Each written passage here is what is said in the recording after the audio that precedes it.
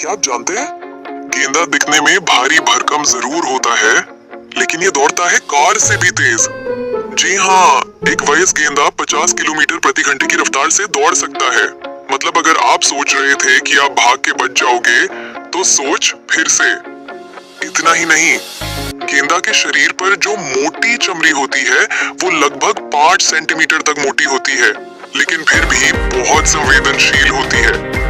गेंदा दिखने में गुस्सैल होता है, लेकिन ये आमतौर पर शांत स्वभाव का जानवर होता है, जब तक कि उसे छेड़ा ना जाए।